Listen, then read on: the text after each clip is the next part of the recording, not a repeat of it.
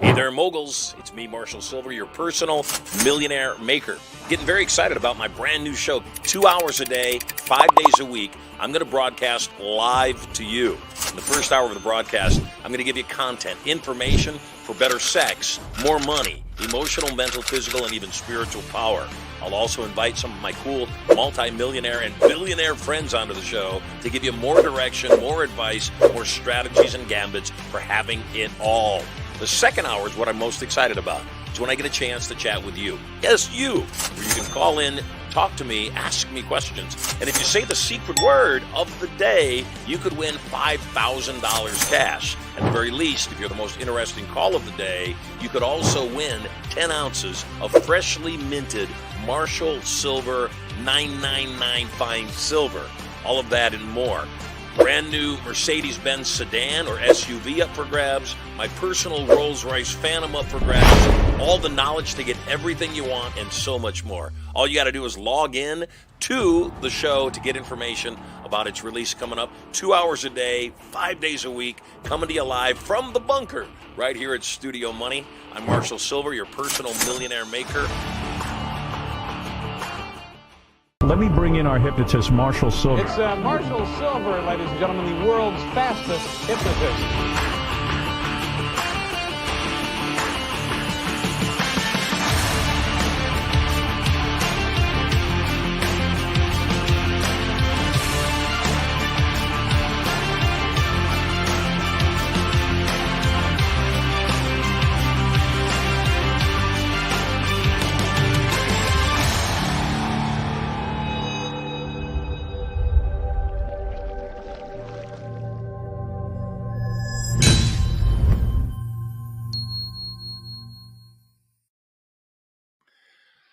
Welcome, welcome, welcome. It doesn't get much better than this. Hey, I'm Marshall Silver. Glad to have you with us today on this glorious day filled with love, health, opportunity, and potential. As you know, if you've been tuning in to the Marshall Silver Live broadcast, we broadcast every single day and Monday through Friday for a couple of hours. And we give away a lot. Not only do we give away life-changing information, amazing guests, today's no exception. I also give away every single day that we are live and that we have callers call in. Every single day that we have callers, I give away 10 ounces of pure Marshall silver to one of the people who called in. Yesterday, we had people call in by your votes. Sylvia Johnson. Sylvia Johnson, you are yesterday's winner of 10 ounces of pure Marshall silver. I love these. These are beautiful. They're heavier than they look like they're going to be. They're definitely 10 ounces of pure silver, minted in our own mint, and you'll love it. We also have $3,000 cash up for grabs today, $3,000. You say the secret word of the day, you win the money. We're not horsing around. We gave it away already. $13,500 was the last cash prize. It goes up $500 every single day. Nobody wins it.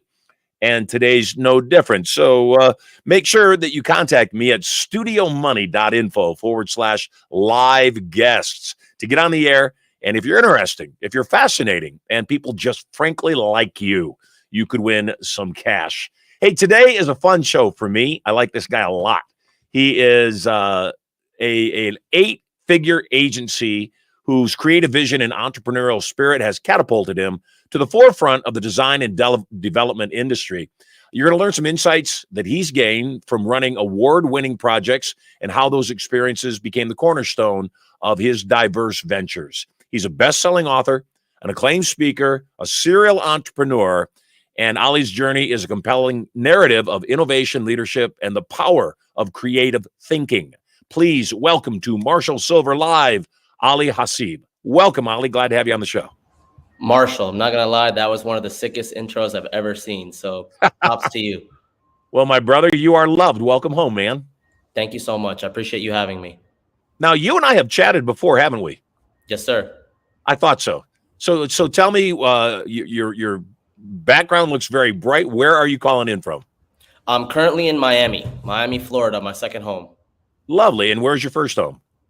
Texas, born and raised, lived all over. Very cool. So talk to me. Tell me, you've done a lot of stuff. When was the last time we chatted? I think it was like a month ago. You were going to be a guest speaker on our mastermind calls for our 7 and 8 figure mastermind group. It's going to be awesome. Lovely. I'm looking forward to that, man. So Absolutely. talk to me. You are the author. The name of your book is? Create Your Frequency. And what does that mean? So creating your frequency is building a lifestyle that creates ripples in all of the other aspects of life. So you see a lot of these, I don't like to say influencers or gurus. I'd like to say people of influence. They only talk about one aspect. They talk about making money. So making money is great, but let's just say you don't have the other aspects of life covered. The money will escape you. You will make money and you will lose it. And it's happened to me before. So speaking from experience, yeah, I think you need to be well-rounded, abundant in all aspects of the word. So of course, financial freedom, location freedom, emotionally intelligent, physically fit, and spiritually aligned. Tell me a little bit about your background. So appreciate you asking. So unlike a lot of entrepreneurs, I did the whole traditional education route. I went to college in Texas, got 2 degrees in business administration and digital communications. And I got into corporate America right after I graduated in May. In June, I got a job. It was at a healthcare consulting company. So I learned a lot. I was actually the youngest person in the company, and my corporate career lasted 3 years on the dot. So the day I got hired, 3 years later, I quit. I quit very angry because I developed, I felt like I worked very hard, but my income was capped. Started off with a 50K salary, went to 58, ended at 64, I think $64,000 salary. But me and my director of ops developed a software called an EMR, electronic medical record software, that generated my boss $49 million. And he didn't give me anything but a salary. And even though he had these promises made to me for 6 months, he's like, I'll bump you up. I'll get you to 6 figures, get you these bonuses, blah, blah, blah, blah. And at that time, I was young. Ego was a little high. I wanted to hit that 6-figure mark. Never got it. So on the 3-year mark, I quit. I went into business with 2 friends at the time, started a marketing agency, my first run at it, and I ended up getting scammed for $50,000. So that was my last bit of money gone.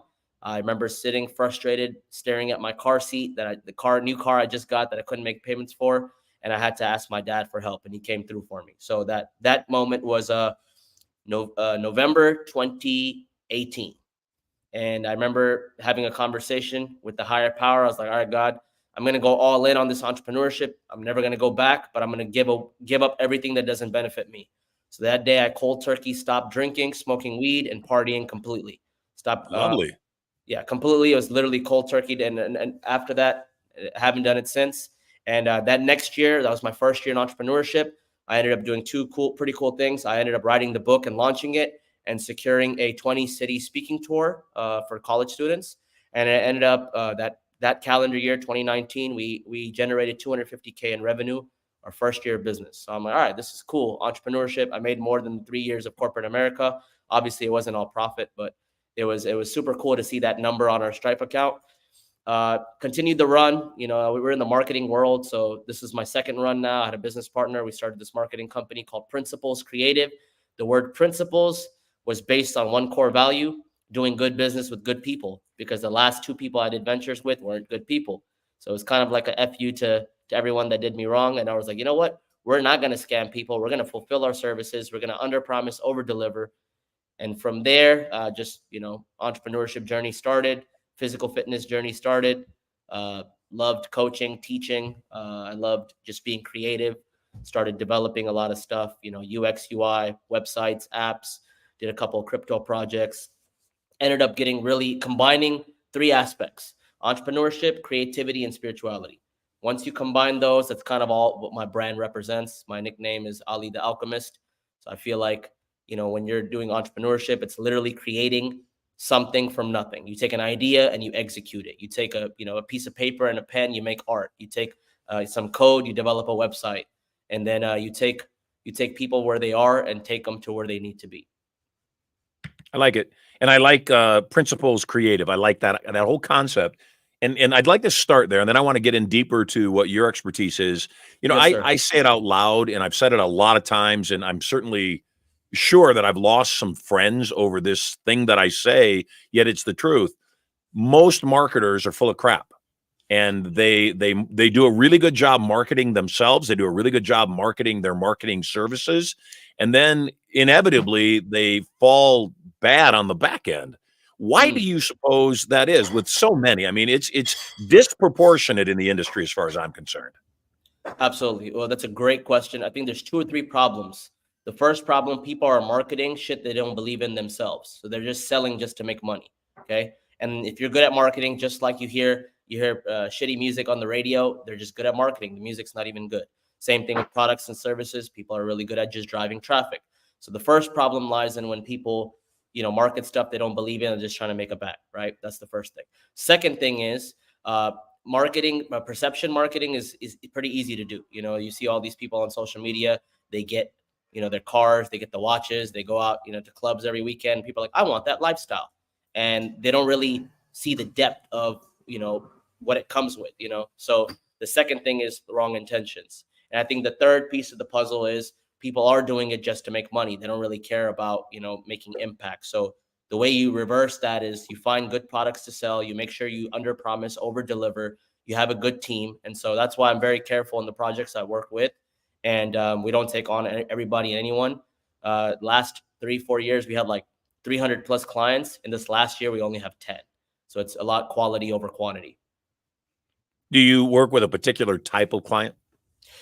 Yes. So it's usually people that are, 7 figures in revenue and higher. I have a lot of, and so we have 2-tier products, right? So I have this company called Principles Academy, where it's like an entry level to mid level entrepreneurship uh, resource. We built an app that talks about our principles of success.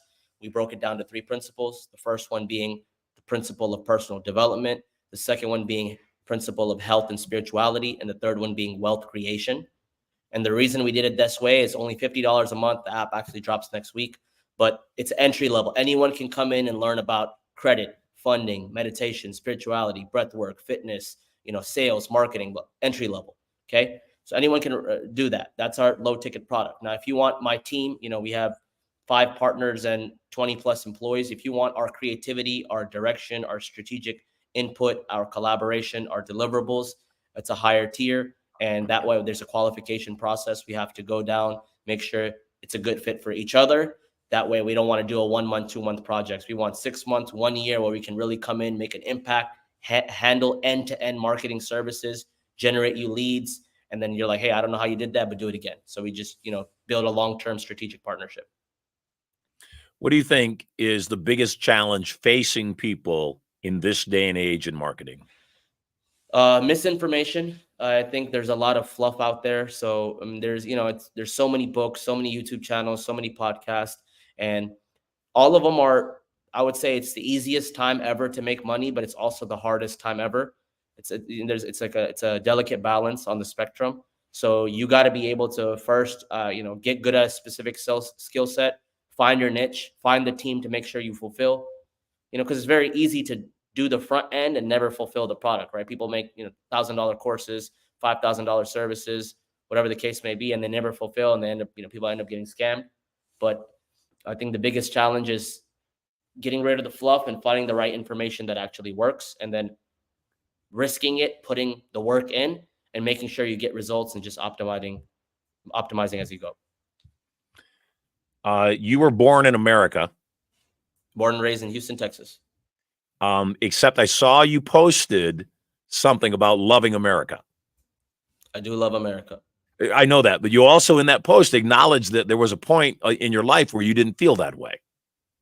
Yeah, I think growing up, different cultures, there was always a story of who you want to be versus who your parents want you to be, versus who society thinks you are.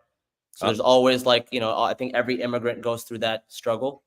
And you really have to find your purpose, find what you're put on this earth for, find your tribe and your team to help you kind of get to that next level. I have I'm blessed to be able. My dad struggled to come to America. He did all the hard work. I was born, here, even though we grew up, I would say poor to middle, under middle class right there. We were still blessed compared to, if you notice all the other conditions of what's going on in the world, we are super, super, super blessed. We don't have to worry about food. We don't have to worry about crime, really. We don't have to worry about bombs. We don't have to worry about any of that. So I feel like if you're here, if you're anywhere where you have clothes on your back, roof over your head, food to eat, you're blessed, and you got to think about it that way. Yeah, and you also mentioned not worrying about bombs and gunfire every day. That's What huge. I what mean, what what's your heritage? so my mom and dad are both from Pakistan, but I would say Middle Mhm. Eastern descent. Yep.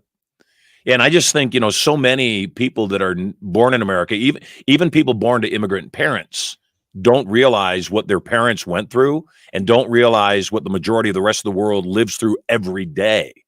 And we see these stories of other countries where literally, I have to worry about my kid when he goes to school dodging a bomb, and have Mm. to worry about my child when they go to school, getting shot even by friendly fire or any number of things. And again, I just think we as Americans take a lot for granted, and so I think that's why um, immigrants to the country work harder, appreciate more.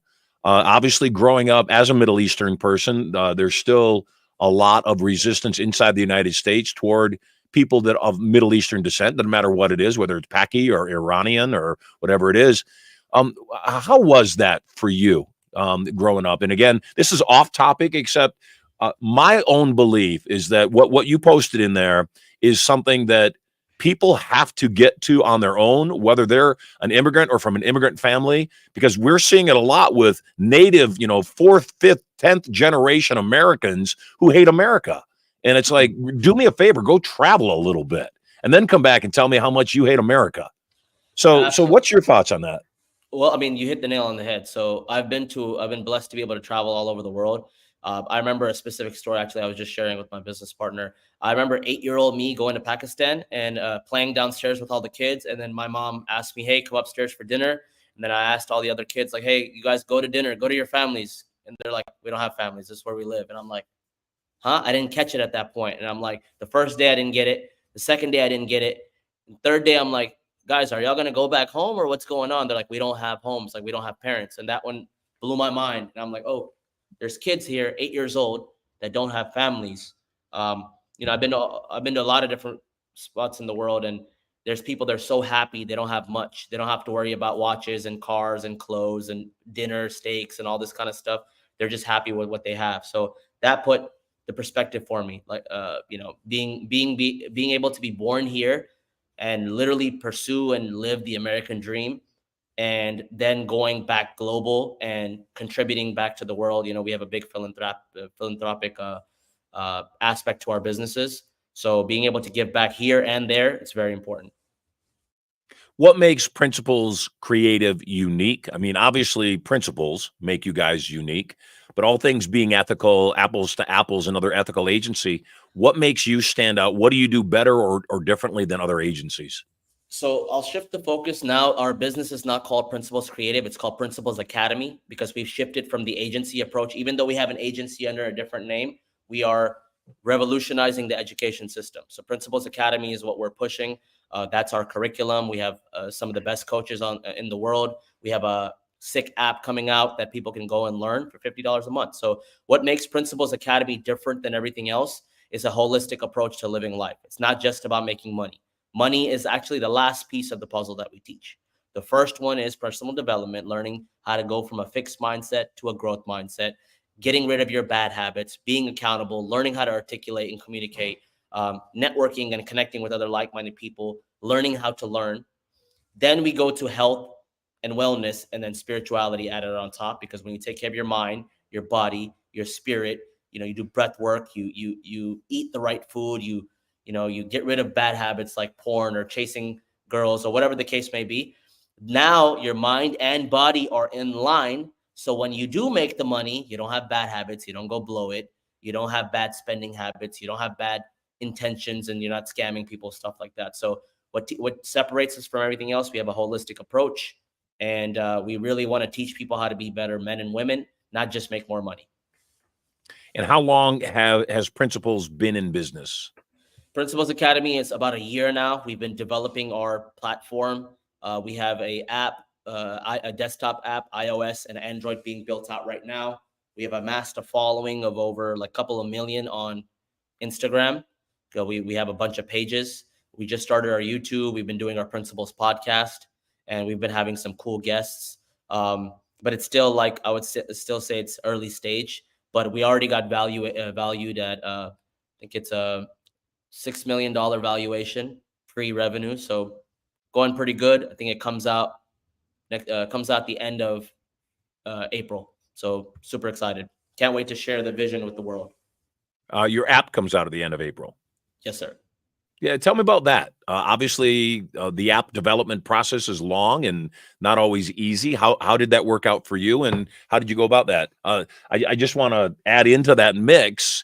Obviously, there's some of the superior coders in the world are from Pakistan. Yeah, I would say I'm really good at using international teams. So you have a lot of great talent from Philippines, from Pakistan, from Ukraine. You get a lot of developers, coders, graphic designers, animators. So it really helped us that we had the agency. The agency was first called Principles Creative, and now it's actually called Atlantis. But long story short, the marketing world really helped me because I'm able to combine marketing, lead generation, UX, UI, which is user experience, user interface, and then the development aspect, being able to facilitate and communicate our team's vision with the development team, work with the design team to really create the most beautiful app where people come in, they're like, yo, I want to be here, and I want to learn. And then, of course, put a lot of time and effort into the curriculum. So we're teaching all the valuable skills. So I'll give you an example. When you come into the app, we have this cool little feature where you take 4 assessments. So you make your profile, you'll make 4 assessments, right? The first one is a 16F Myers-Briggs personality test. The second one is a entrepreneurship aptitude test to show you your skills and weaknesses. The next one is a little bit on the spiritual side called the human design test, which is like a combination of astrology, Vedic philosophy, and molecular science. And then the last one is a strengths and weaknesses kind of goals list. You take these 4 tests. Once you answer all of them, it'll shoot you out a curriculum based on your strengths and weaknesses. We'd be like, all right, you're good at speaking, you're good at writing, you should look at copywriting, you should look at maybe an agency approach, you should look at, speaking, you should look at communication. So it'll shoot you out a curriculum based on what you're good at. Let's just say you're good at creativity, be like, hey, look at design, look at development, look at UX, UI, look at, social media content creation, stuff like that. So it's pretty cool. And then once you do that, you unlock all the other courses. So we take you through our 3 principles. So it starts with, personal development. So we'll give you the top books to read. We'll tell you about different concepts that you should look into, how to fix your habits, your routine, morning routine, stuff like that. Then we go into health and spirituality. We talk about, your fitness routine, what you eat, biohacking, ice bath, sauna, stuff like that.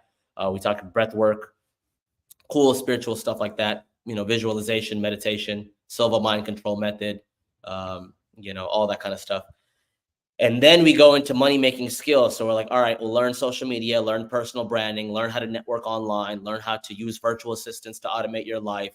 Then we talk about stuff like credit, how to fix your credit if you're in the States or Canada, whatever, get 100K in credit, 0% business or personal credit, go invest it in crypto or stocks or Forex or, events, invest into ads for your info products. So it shows you how to do all that from start to finish, literally go from no brand to full brand online, go from fixed mindset to growth mindset, and really change your life in the next 3 months to 6 months, really see exponential changes if you do the steps correctly. Tell me about your morning routine. What do you do? Love it. You wake up, what's the first thing you do? Chug a glass of water, and then I'll kind of visualize for 5 minutes. I'll close my eyes and visualize how I want my day to go. And then I personally like jumping and going to the gym. So I literally get changed within 5-10 minutes.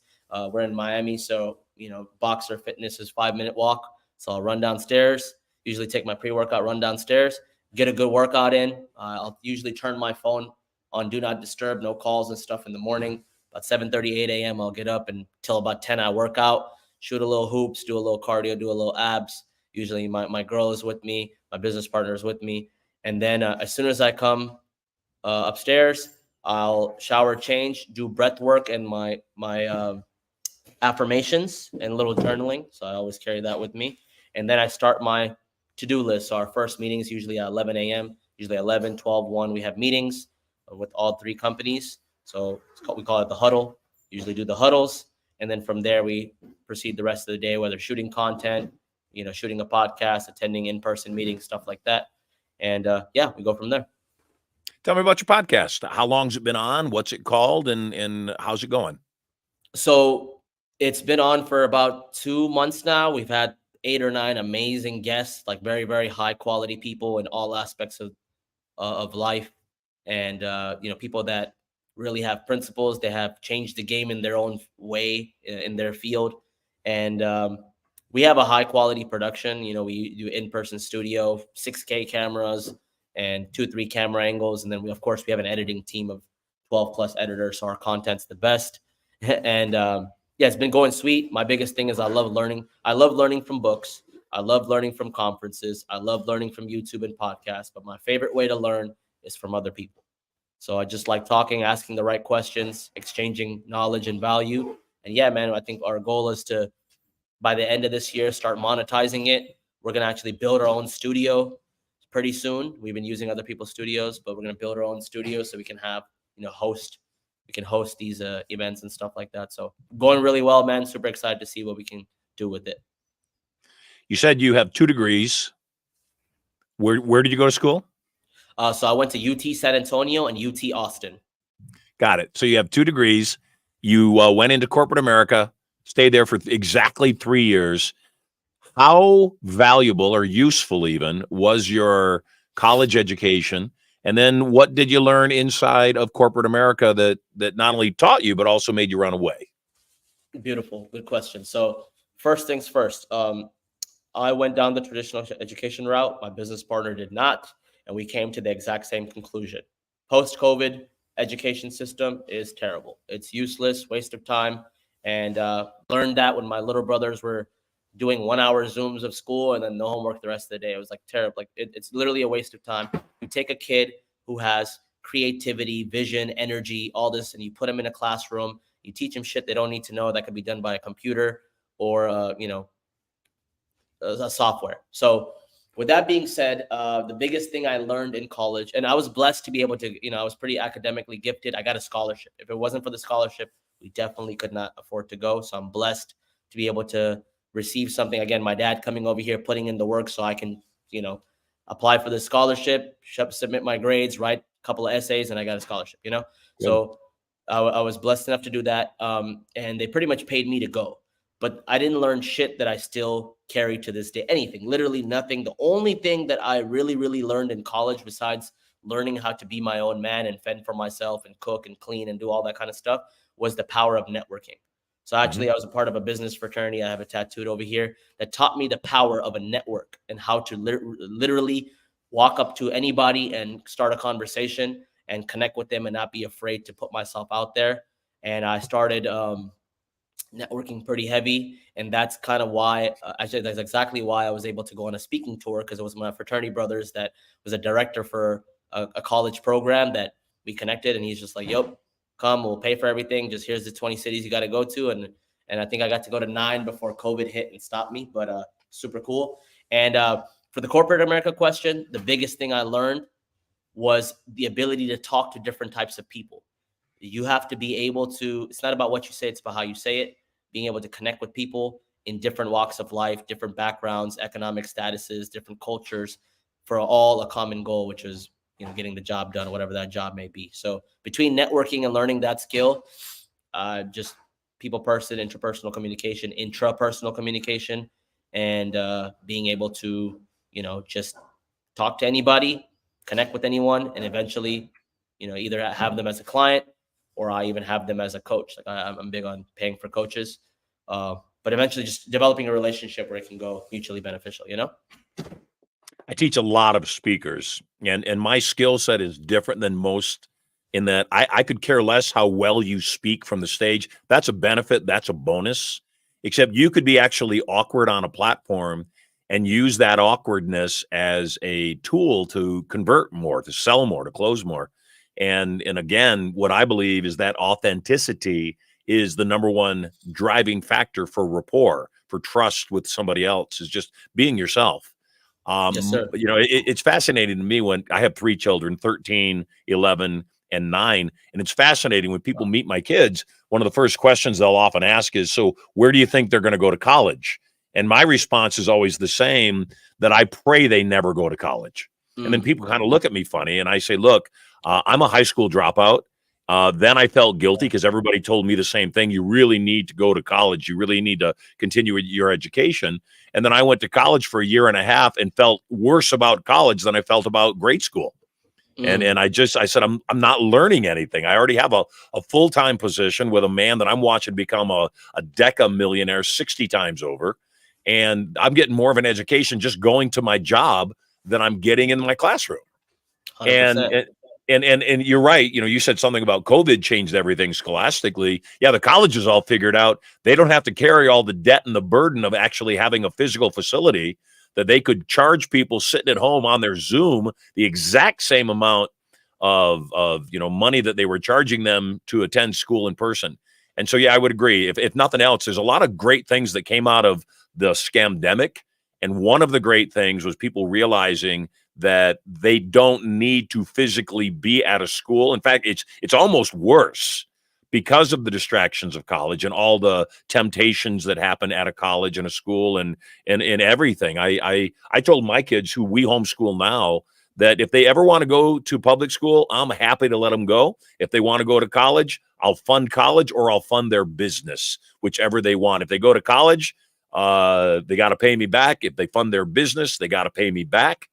But either way, and my kids, they're so smart. My kids are so smart. They said, what if you didn't actually loan us any money, Dad? What if you just taught us how to run a business now, so that if we want to launch a different business later on, or we want to go to college, we can pay for it ourselves? And that's, you can't teach people that. They have to come to that conclusion themselves. Do you have siblings? I have 3 siblings, and then I have a stepson. And it's funny because with my stepson, I did the exact same thing. So he's a product of Principles Academy. I pulled him out of school. He's 14. So I pulled him out of school. He does homeschooled. He has like his online program. Then he has the Ali curriculum that he has to follow. And then every day, 2 hours, he trains MMA. And then he travels with us. So he's in Miami. He's back in Austin right now for a couple days. But he was in Miami with us for six weeks. So he's traveling with us, going to events with us, going to dinners with us, just interacting with that crowd. So I 100% agree with you in exactly what you said. One step you took above was investing in your business, in your kid's business. That one's powerful.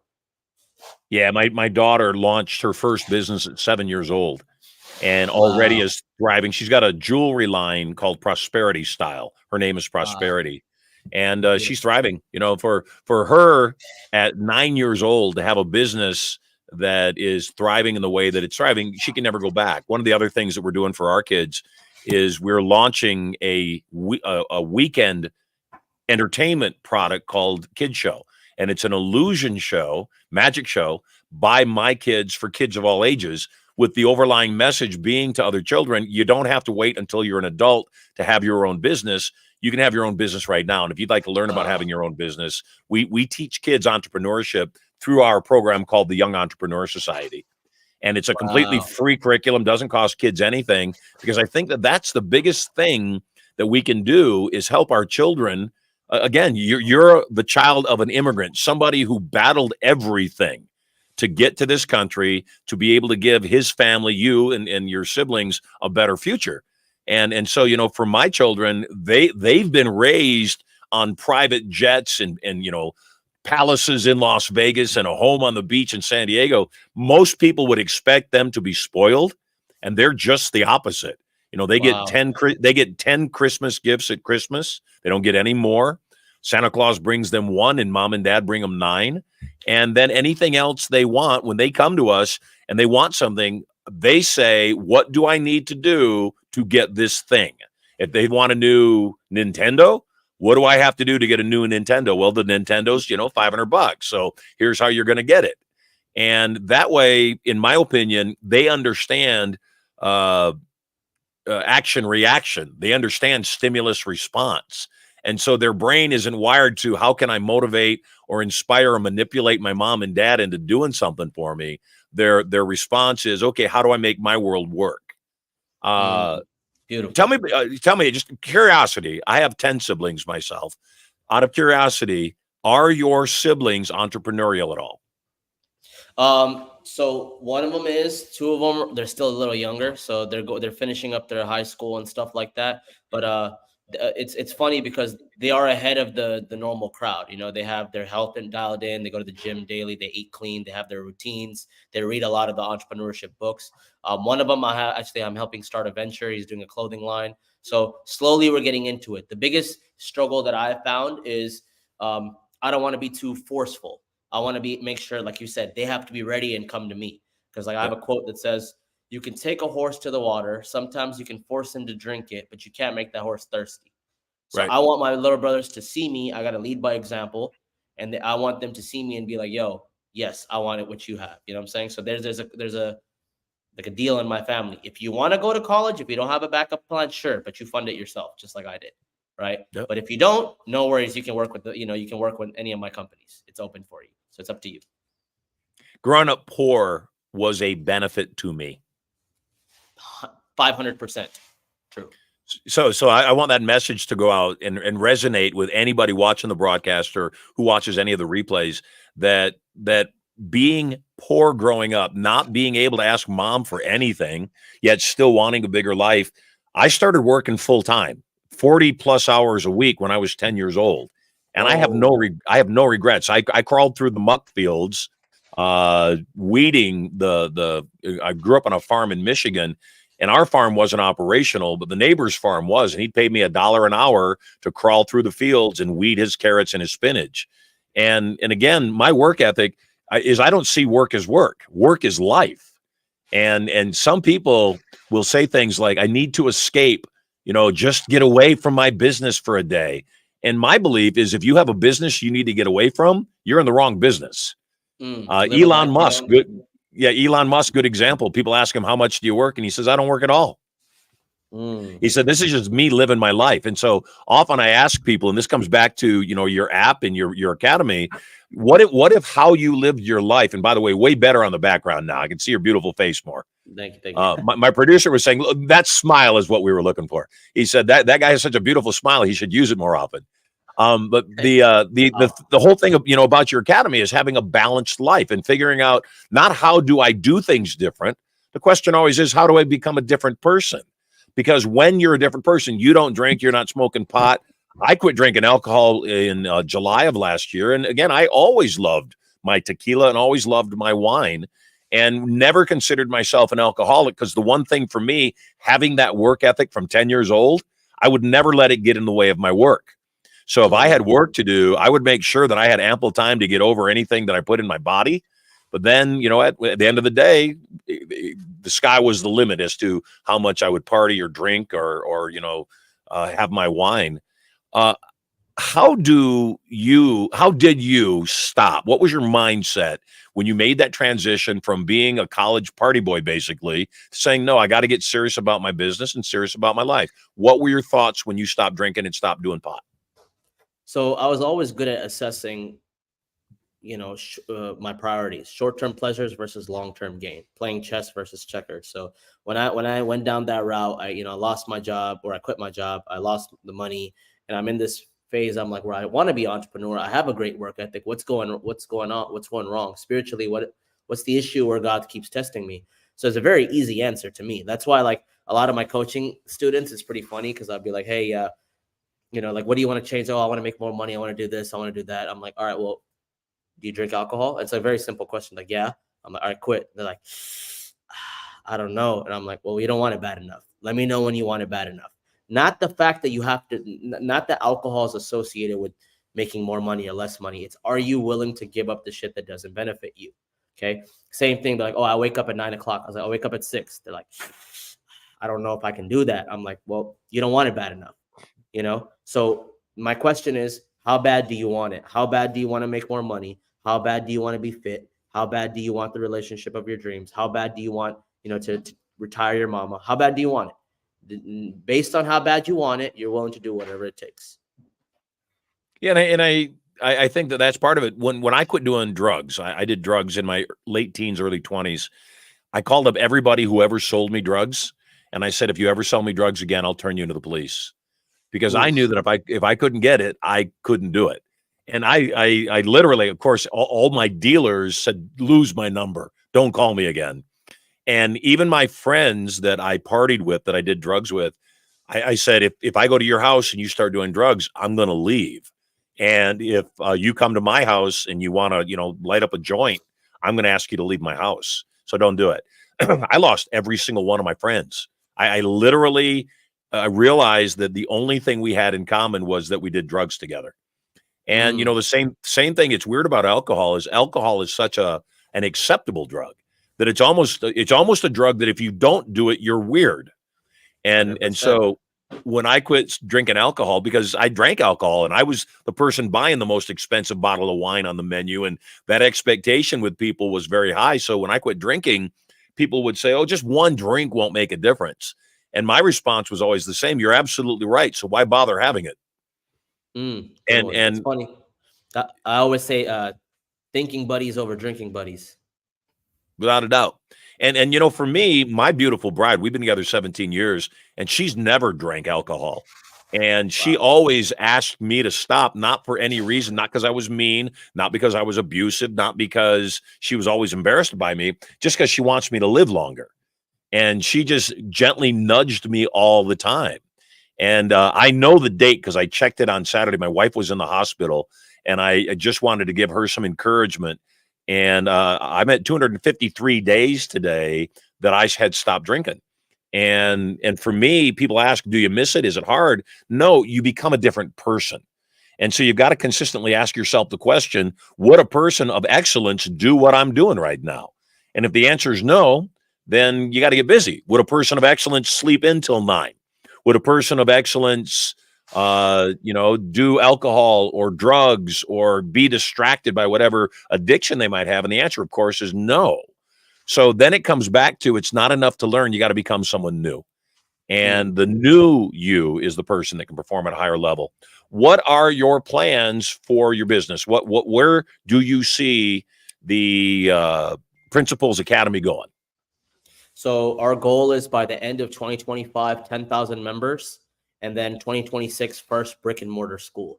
We actually want to have our first brick and mortar school, like in person. Most likely it's going to be in Dubai. I'll be there the next 6 months for the rest of the year, actually. But Dubai is going to be where we're going to do our first brick and mortar, have in-person events, really teach people the holistic lifestyle, mind, body, business, and soul. And for the other businesses, we want to keep just Atlantis for the marketing agency, keep doing what we're doing. We're really good at it. We enjoy it. And then the other venture that I have, the higher ticket product from Principles Academy, is like anyone can join. The Circle Syndicate is a mastermind group for 7- and 8-figure earners, the one you're going to speak on, Marshall.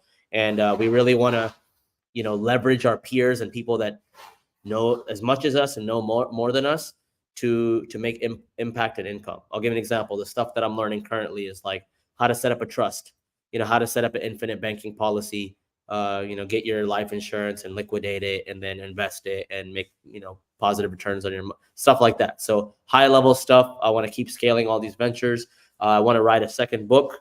So this year I'm going to start working on my second book.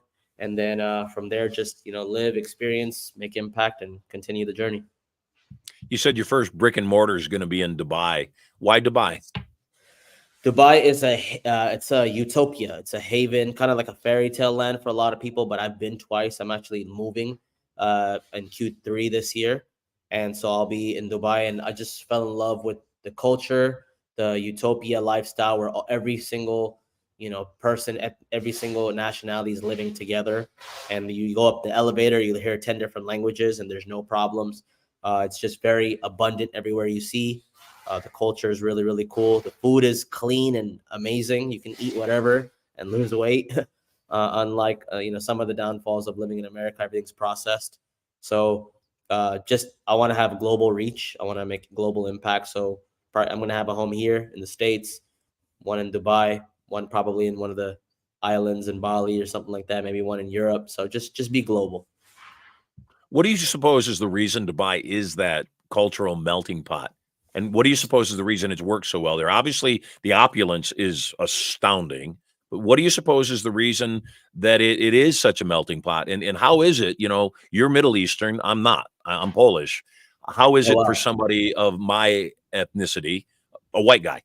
How is it for me? I mean, obviously here in the States, we have challenges with racism and that kind of resistance. How is it in Dubai? See, well, growing up, even in Texas, besides me facing sometimes racism towards me, I never looked at race or color or religion. That never mattered to me. I only saw people and souls. Like, that's why I have my own culture. I'm from Houston, grew up in the hood, got tattoos, but I'm a businessman and a nerd that likes to read and play chess. Like, that's just me. I do MMA, I play basketball. I created my own culture. So the reason Dubai works so well, it's its own culture, and the leadership, Dubai's leadership is, there's no hidden agenda. They keep people safe. The crime rate is literally 0.001%. You can literally leave your watch and your wallet on your car and no one's going to take it.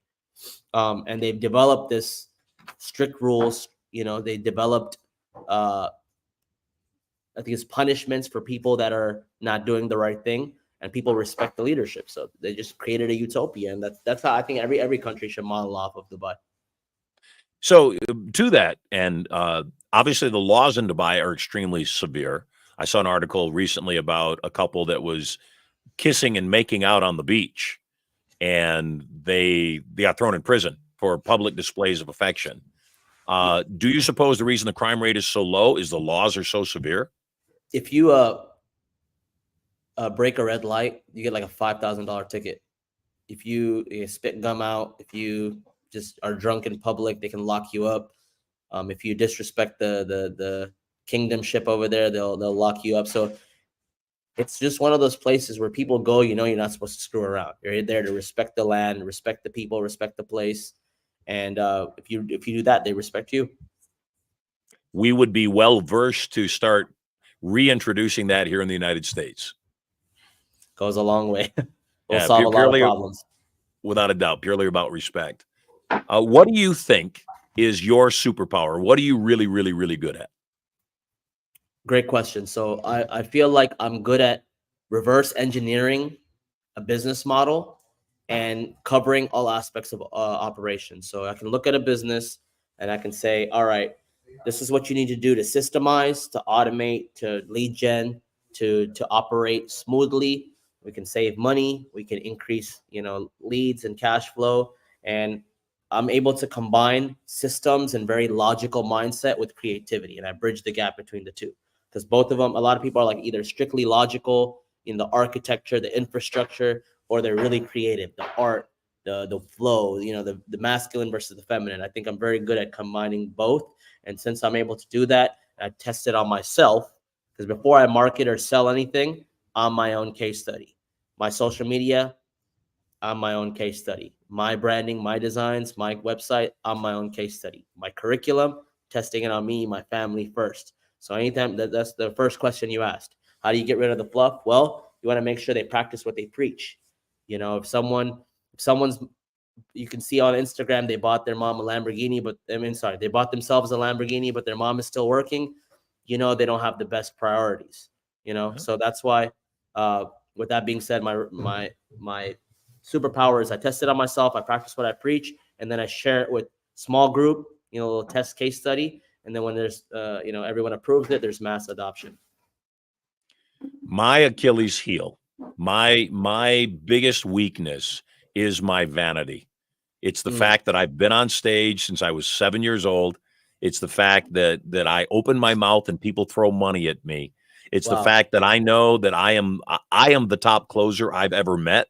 And if I meet somebody that's a better closer than me, I will pay them money to learn what they're doing and then again be the top closer, because that's what I want.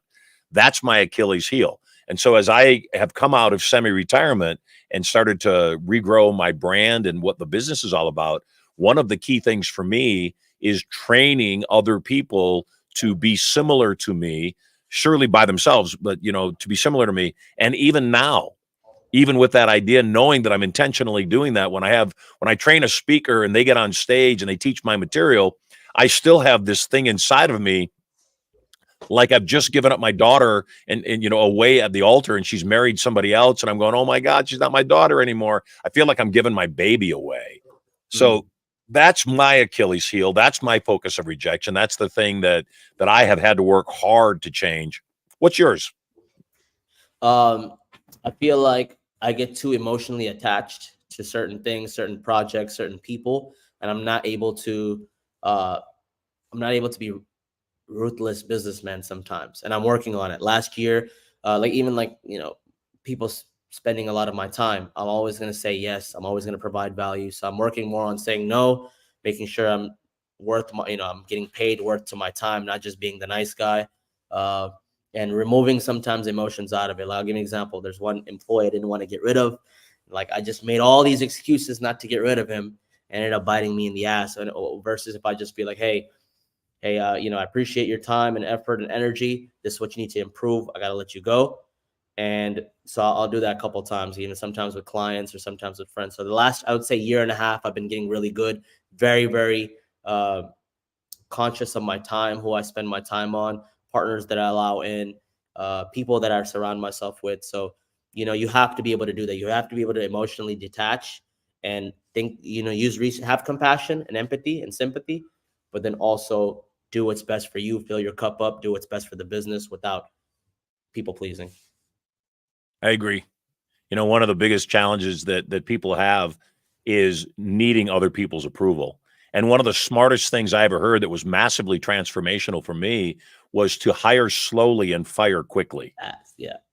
And I know I was just the opposite. I would hire very quickly, and because I love people and I don't like conflict, I don't care for things not working out well, I would often simply say, let's figure out how to make it work, to the point where it wasn't winning for either. So now when I know it's not working, certainly I give it every shot in the world, but I'll go to somebody and I'll say, you're awesome. We're just not a fit. It's just not working out for both of us. And if it's not working for both of us, it's not working for either of us. And I think that's a huge lesson for people. Before we wrap up, you obviously have a lot of great things going on. I know your app is not quite yet out. Is there a place where people can pre-register, or is there, can people get a copy of your book, or what do they do to stay in contact and learn more about what you do? Absolutely. So if you have Instagram, to my primary platform, Instagram/Ali.principles. And then if you go in the link in bio, there's this link from beacons.ai, has everything there. Follow on the app, join the mastermind group, we have a cheap $97 offer. We have the book on there. We have all the projects, pre-registration links. So all of them's right there.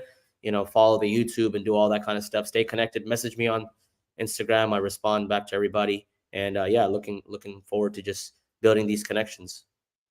Well, awesome, man. I am so glad that you were on the show. As we wrap up, any last piece of advice or anything else you want to let our viewers know?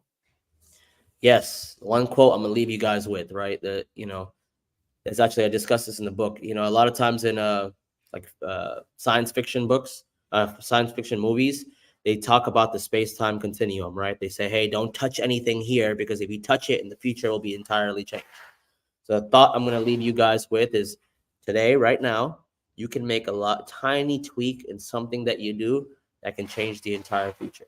And it literally is just one decision away. So whether you're going down this path, you can make that tweak, let go of something that doesn't serve you. Don't look back, add something that does serve you, whether it's meditation, gym, whatever the case may be. Maybe let go of people or a habit or a relationship or something like that. One tweak is all it takes. That's it. One tweak can change the life for the better or the worse. Be careful. You choose. Awesome. Hey, as we wrap this up, Ali, if you would do me a favor, that was the link was a little bit confusing. If you could put the link in the chat for everybody, I would love to have them get a hold of you. I look forward to being on your podcast very soon. And I definitely look forward to, there it is right there on the screen, looking good. I definitely look forward to you and I connecting and doing some really awesome things together. Thanks so much for taking the time out of your busy day to be on Marshall Silver Live. You are loved, my brother. Thank you so much. Marshall, one more thing. Marshall Silver. I need one. That's awesome. Branding. That sounds good. That sounds good to me, man. Amazing. Thank you, sir. Appreciate you guys. Hope you enjoyed, and have a great rest of the week, Marshall. You take care, brother. We have the best guests. We really do. We have the most amazing people. And we don't stop just with our amazing guests. We also have you, and you're amazing. So as you know, in the second part of Marshall Silver Live, we go into the vault, where I can talk about things that have gotten me already banned on other social media platforms. and today's no exception. So if you have not yet registered for a free membership to the vault, you want to do it now. We haven't cut off the feeds on our other platforms. We haven't cut off the feeds on other social media platforms. We are about to, which means the first hour will broadcast on all the other platforms. And in the second hour, we go to the vault. So go to studiomoney.info/the vault. And when you visit the vault, you will be able to sign up for a free membership. You'll be able to go to the vault with us. And the vault's where everything happens. It's where everything sexy takes place. It is where I give away 10 ounces of pure Marshall silver. It's where we also make the secret word of the day available to you. Today's $3,000 prize. All you got to do is say the word inside the envelope, and I will pony up the cash. I will get it to you, just like I did for Emily Milas. She won $13,500 from me. I don't know any other show that's giving away these kinds of cash prizes. So if you like cash, if you like a lot, all you got to do is go to the vault. So where we're about to go. Hey, I noticed in the chat, we got somebody who has been warned a couple times not to spam us, stop promoting your product in the feed. If you don't stop, we're just going to ban you anyway. So play good with the other kids. You've been warned repeatedly by me directly. This is my second warning, and I don't like doing this live. Much like Dubai, we have rules of behavior. We have ways of interacting with people that you can win. And I often think about this, why do people consistently play the game the way that it's not winnable? I coach a lot of people. And one of the things that I believe is there's nothing more powerful than your network. There's nothing more powerful than finding ways to serve other people. And just like Ali was talking about with his app and with all of his educational process, the key is not to learn new habits. The key is to become a different person. So with that said, if you are a caller on today's show, I'm going to, number one, give you 2 tickets to Turning Point, guaranteed. Every single person that calls in that's not yet attended Turning Point, 2 tickets to Turning Point worth $3,000 a piece. I'm also going to put you in line for the 10 ounces of pure silver. And if you say the secret word of the day that I have given 4 clues to already, then you win $3,000 cash today. If nobody wins the cash today, I bump it up to another $500, $3,500 tomorrow, and so on and so on and so on until somebody wins. I'm Marshall Silver. I'm going to show you a couple quick videos of some of the events that we've got going on at Certainty International. I'm going to show you a video about what Turning Point's all about before we enter the vault, and I'll see you on the other side.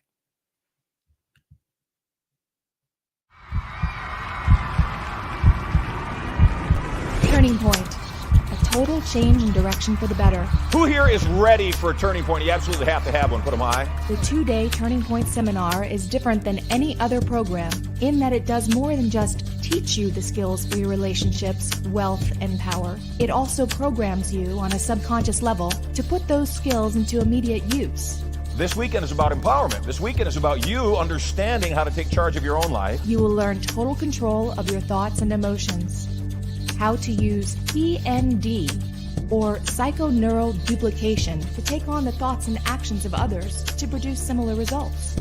Whether it's losing weight, changing habits, being a millionaire. When you think what a millionaire thinks and you do what a millionaire does, you'll produce similar results. You will learn to program these powerful tools at a subconscious level for immediate and lasting results. Your conscious mind is what's called your critical factor. It's the mind you're using right now to determine whether the information I'm giving to you will work for you or not. Your subconscious mind, on the other hand, is merely a computer. It's non-critical. It doesn't even have the ability to make judgment. So all trance, hypnosis, reprogramming is setting aside the critical factor of your conscious mind and non-critically accepting suggestions. And empowering. To make a fear vanish, you must experience it fully. As it helps you create your life exactly the way you want it. Bring your family closer. Find the love of your life. Create strategies for wealth. Learn irresistible influence and so much more. Because of the intimate nature of this course, seats are very limited. Register now before your life passes you by and there are no more turning points for you. Tens of thousands of people have learned this information and are using it daily. You don't get angry if you get fired from your job and you know that within 2 years you will be a multi-millionaire. It's your time. There's a way for you to win this game that is different than how you're doing it, and it works. It's your life. When you learn how to do that, you become more powerful, and power is for use. It's your turning point.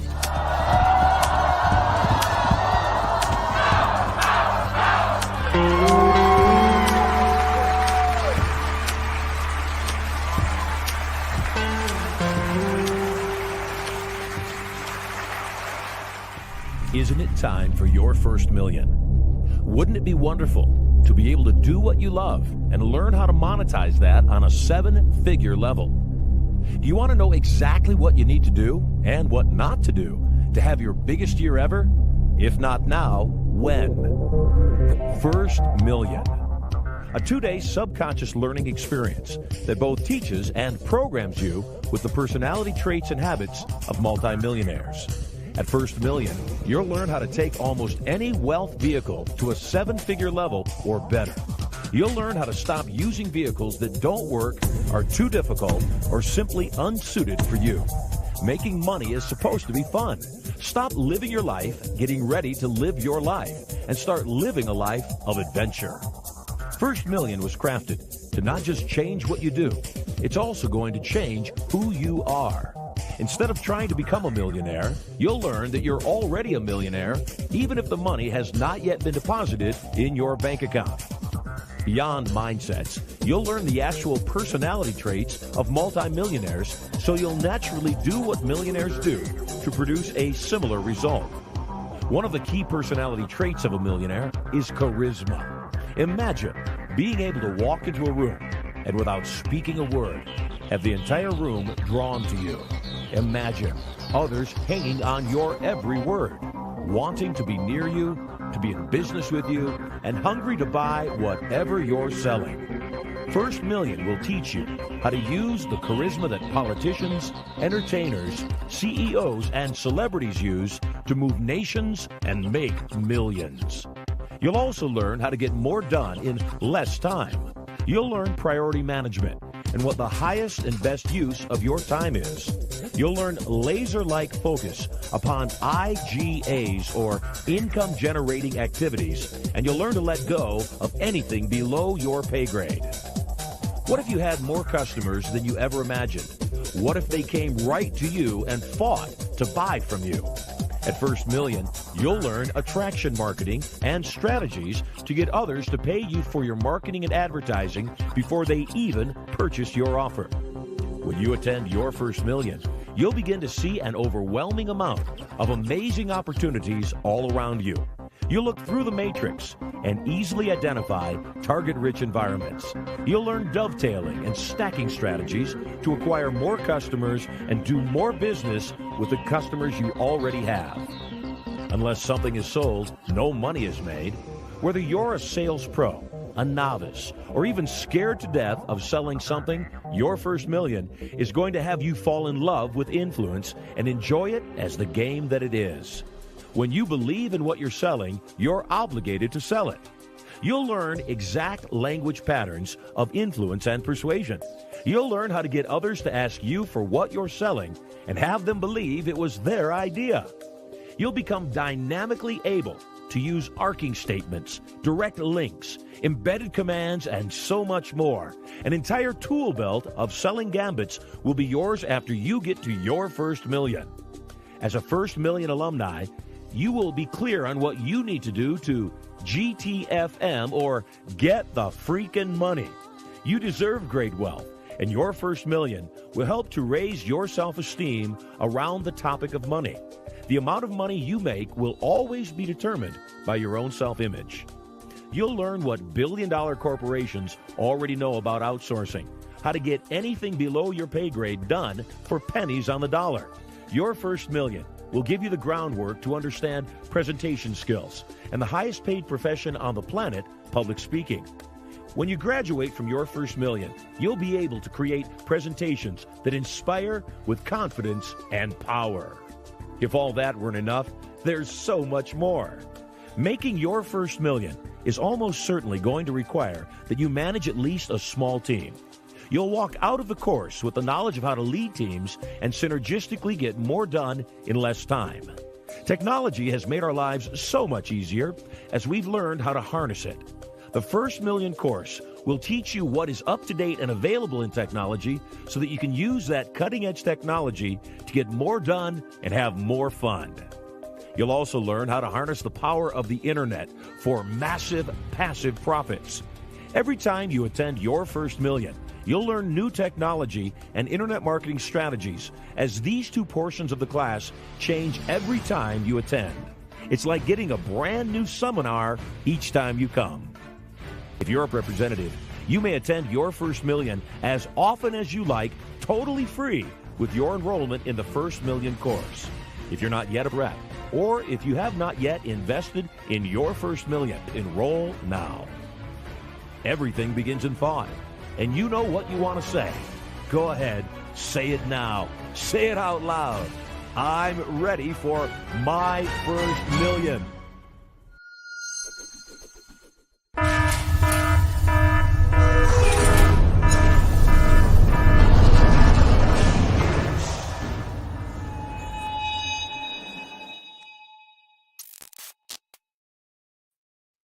Welcome to the Vault. We are brand new. This is episode 18 of Marshall Silver Live here in the Vault. And not everybody knows exactly what this is. This is for you. I put this broadcast together, realize that we're in a time where there's so much confusing BS in the world that you don't know where to turn. You don't know who to listen to. You don't know what's real. You don't know what's not.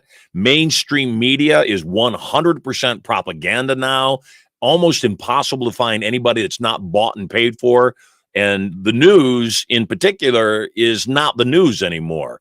Barack Obama signed off law while he was in office that allowed mainstream media to present propaganda. Think about that for a minute. That it used to be, prior to Obama making this a law, that news sources were required to vet their sources and prove that what they were reporting on was true. Barack said, no, you don't have to. And this is not a knock against Barack, although it is. Let me take that back. It's 100% a knock against this action that Barack made. Now, news channels can say whatever they want to say. They don't have to prove it. It doesn't have to be true. And because it doesn't have to be true, then right now, it's not. It's bought and paid for. The attacks on Donald Trump are insane. $450 million in fine for a case that had no victims. What's going on now down in Georgia, where Fani Willis is trying to prosecute Trump for manipulating the election, when all Trump said is, I don't think it's legitimate. I don't know about you. If I'm involved in something that I don't think it's legitimate, I have a right to say so. And not only do I have a right, I should. Now they're putting people in jail that are reporting crimes by Dominion, the company that ran the last election in 2020, the people that owned all the machines. Now they're putting people in jail who are bringing proof, evidence of the fraud that Dominion did in having Serbian hackers inside their system while the election was going on. We're not talking about theory. We're not talking about a conspiracy. We're not talking about, gosh, maybe it's possible. We think this happened. No, we're talking about verifiable computer proof of footprints coming from Serbia, live action inside the code while the elections were going on. And the people that found it and reported it and delivered it to the FBI and the DOJ, they're being put in jail. So this broadcast is a place of sanity, as long as they'll let me do it. And right now, we don't have legs. I'm the first person to admit we're a brand new broadcast. We don't have legs. And so it's easy to shut somebody down that doesn't have legs. They don't have legs. Joe Rogan, as big as he is, Neil Young attempted to shut Joe Rogan down because he didn't like Joe's opinion, didn't like Joe's words. And Spotify promptly let Neil Young know that Southern man don't need him around anyhow. And that's where we are. So my desire in this broadcast is twofold. Number one, to be a voice of reason. And I'm not perfect. I'm a human being. I get it wrong from time to time, not very often. Except when I get it wrong, I'm very quick to say, you know what, I got it wrong. And my mistake. I wasn't accurate. I got misinformation that I ran with. The other side, though, is I also realize that in this day and age, there's a lot of people that are seeking advice and seeking counsel. And just like our previous guest and I were chatting about, there's so many bad sources, so many influencers, so many gurus that are just flat out full of crap, that it's really hard to find anybody that can give us sound advice. I'm not here to make friends. Do I pray that this broadcast catches? I do. It would mean the world to me to have 100,000 people simultaneously on our feed. Right now, like I said, we're hovering around the 500 person per day mark on all of our platforms. Nothing would make me happier than to see 100,000 people a day tuning in live, getting advice, getting direction, answering their questions. I receive on a regular basis a dozen emails a day seeking advice, and I tell them all the same thing. Call me on the show.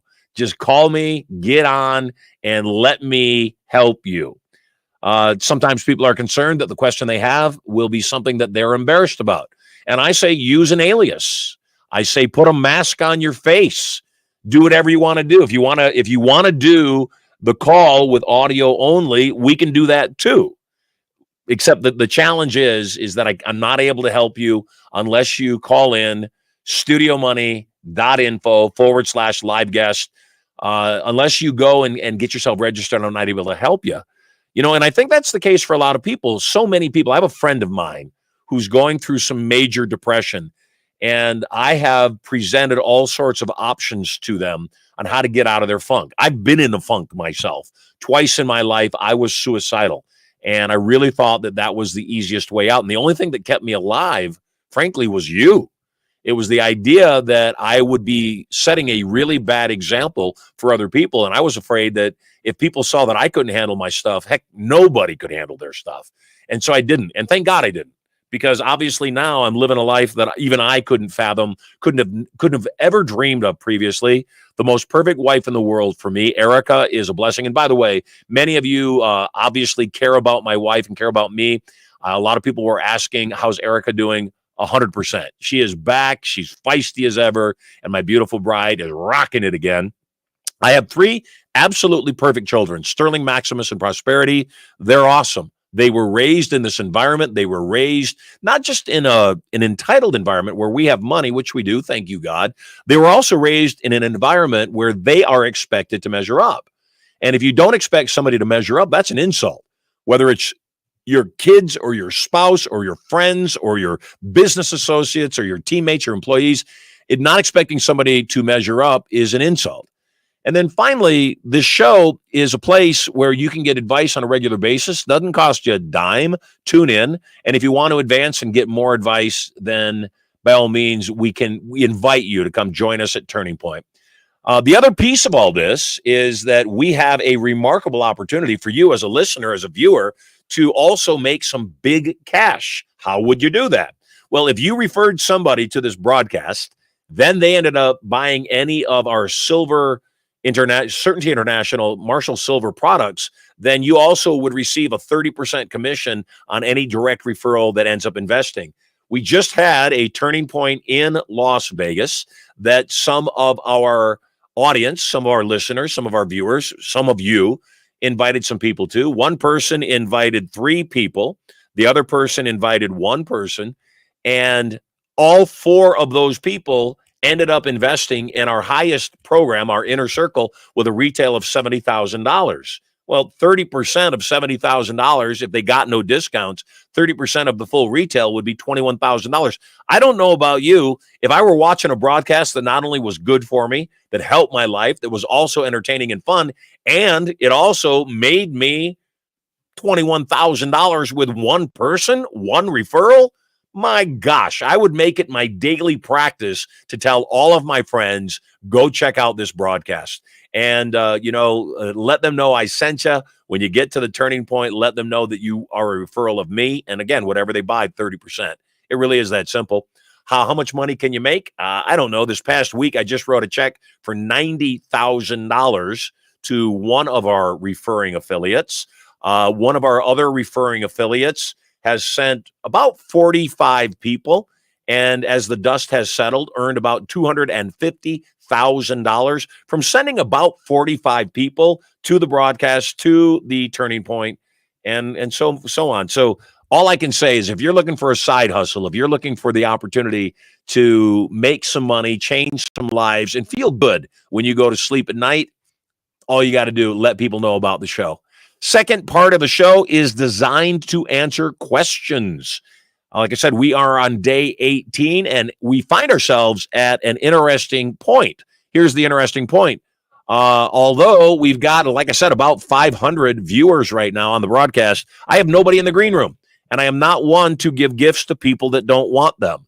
I tell people, if you're in a relationship and the other party is not doing their own, if they're not contributing, if you're throwing seed on barren soil and it's not growing, then my recommendation is end that relationship.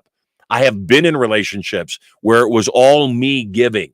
I have been in relationships that I didn't get back even close to what I was putting into it, and so much. So, hey, Wendy Thompson, I'd like to see you in the studio. I know that you had a question earlier that was asked via a different channel. So, Anthony, yeah, let's get Wendy Thompson into the studio. I know she's got some good questions, and I'd like to take care of her.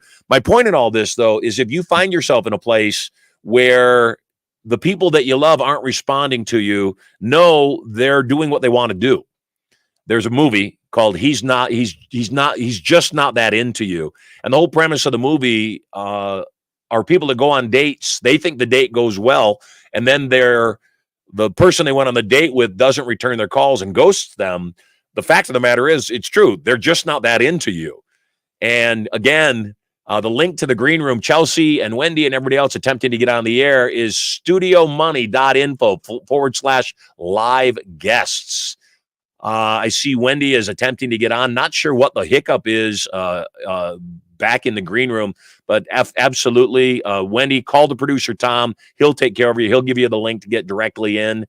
And like I said, I'm a little puzzled. I know we've got people attempting to get into the green room who aren't. So, Anthony and Tom, I appreciate you guys working on that. In the meantime, though, back to that idea, you got a business, and we were talking marketing questions. And the first thing that Ali said for marketers that don't do well is your offer sound? Do people want to buy what you're selling? Is there an audience? And the way that I overcome that challenge is, if I make an offer, one of the first questions I ask is, if it were free, would you want it? If the answer is no, then move on. Come up with a different offer, because if it's free and they don't want it, they don't want it. Then the next question is, all right, I'm going to sell this thing for X. If I sell it for X, do you want it? If they say yes, I say, what credit card should we put it on? If they tell me yes and then don't give me a credit card, they don't really want it, because people vote with their wallets. Oftentimes, I will do what's called dry testing. In fact, I have a belief: don't ever put a product or an offer up without dry testing first. What's a form of dry testing? Crowdfunding is a form of dry testing. I have a product. I do a prototype. I do photos of the prototype, promo of the prototype, and then I put it up for sale before the product is actually available. If we don't hit our funding goals, refund everybody, give them their money back, and don't do the product. It was a bomb. On the other hand, if I do a product and I dry test it, I say, hey, I've got this product that's going to show you in a relationship how to have sex as often as you like, amazing lovemaking. The product sells for X. If nobody buys the product, I don't do the product. If everybody buys the product, I say, I'm going to give you a discount pre-release for people that buy. If they buy, then I get busy and I put the product together. And that is the challenge for most people, is that they don't have the insight. They don't have the knowledge. They don't do what they need to do to find out if their buyers are actually buying. And since people vote with their wallet, bottom line is that's how you get your customers. So I know producer Tom and Anthony are working on our studio guests. Again, I'm not sure what the glitch is there. I see two people in the chat trying to get through. Tom, have you had conversations with Anthony today? Yeah, we're working on it. I have a feeling that the form that people fill out is down. So we're figuring out the workaround right now. So anyone in the vault who saw my phone number, you can text me and I will send you the link to get you in the green room, and Marshall can change your life. You're awesome, Tom. I appreciate you jumping in. By the way, I'd like to give acknowledgement to Tom Golly, who's the producer here at Marshall Silver Live. Been doing a phenomenal job. The fact that there you are, there's your pretty face. The fact that you jumped in with your personal phone number, because we've never seen this. We've never had a day where we didn't have people lined up. In fact, way too many lined up in the green room. So I appreciate you jumping in and being the amazing guy that you are. Oh, well, thank you. I appreciate it. And something that Ali was saying earlier, anytime you do anything, you should, under promise and over deliver. And, I always tell anyone who hires me or works with me on anything, I'm expensive, but I'm all in. And it's hard to put a price on all in. So, and that's just what I want to do. And I know that at the end of the day, it's like, in any business venture you're in or anything you're doing, people always want to undercut you with price. Well, if I bring way more value than the price I'm giving you, I guarantee you cheaper ain't going to beat me. So my value is going to be high. And that's just what's always worked well for me. It's what's led to success. What hasn't led to success is letting my mindset fall, let a lot of the things that you actually working with you has helped me sort of retrain my brain, because, you go through stuff and you change your mindset, you lose it. And all these good positive habits just start to fall off. So I would just say, kudos to you for bringing me on. It's been a huge benefit to me just to hear all the things you're saying, and you're speaking truth. And I've had friends of mine tell me like, man, what are you doing different lately, man? Like the old you is back. And I'm like, bro, working with this show called the Marshall Silver, man. And, and everything you say, it's literally just truth. And some of it's like reminders of stuff that mentors of mine have said to me before. I'm like, oh yeah, that must be where he got it from or whatever. But everything you say, if man, I could tell you when I've put it into action in my life, and I'm starting to again, it's just onward and upward, man. So thank you for all you do here and letting me be part of it. It's great. It's just great to be part of this.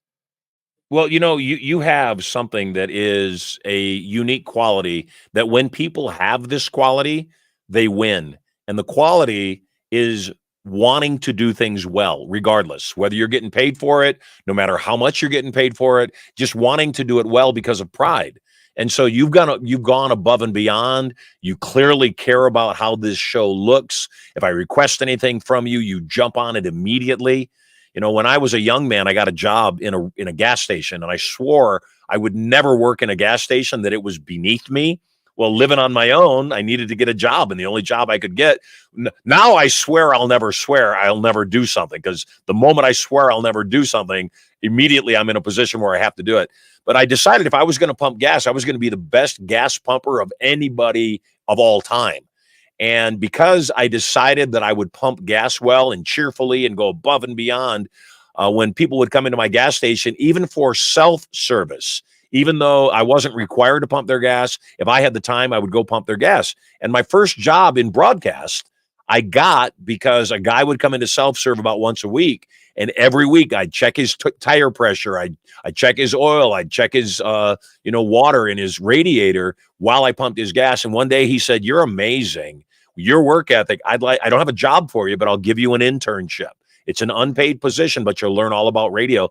I took the internship, unpaid again.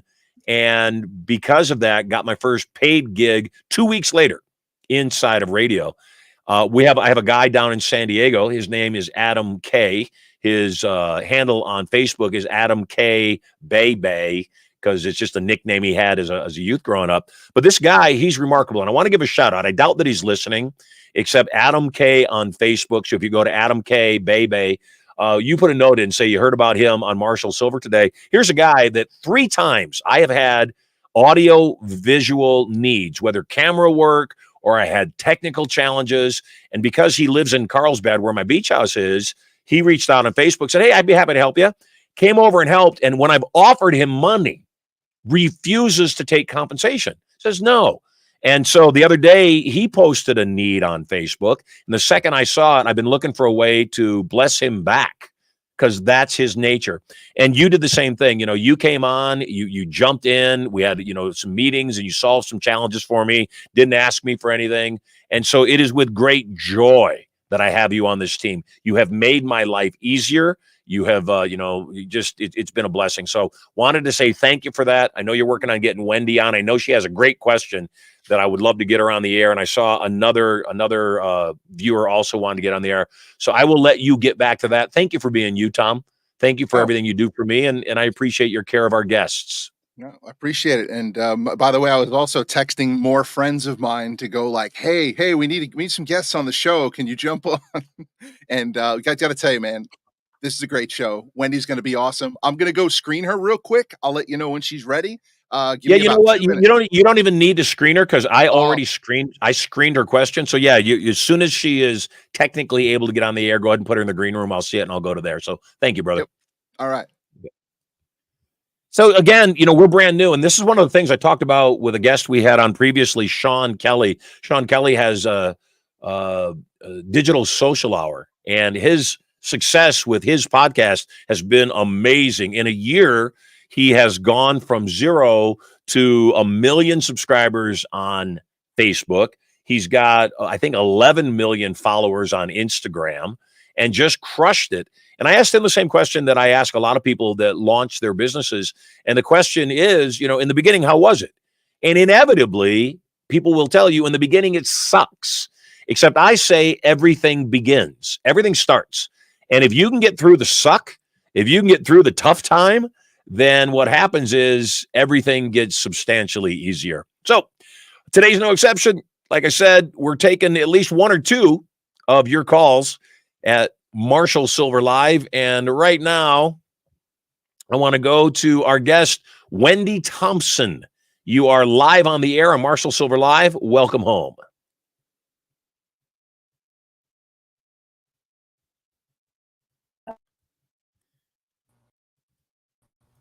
Can you hear There me? we go. There we go. We Okay. can. Oh my gosh. I Yay. see. Thank you. Glad you're here. I am too. Thank you so much. You are welcome. And by the way, I want to congratulate you and Christopher joining our Inner Circle family. Excited to have you there. We are so you were just that turning point. You guys were referred by Teresa. Yep. And you also work with a very large group of women that invest in real estate. And I know you're a real estate investor yourself. Right.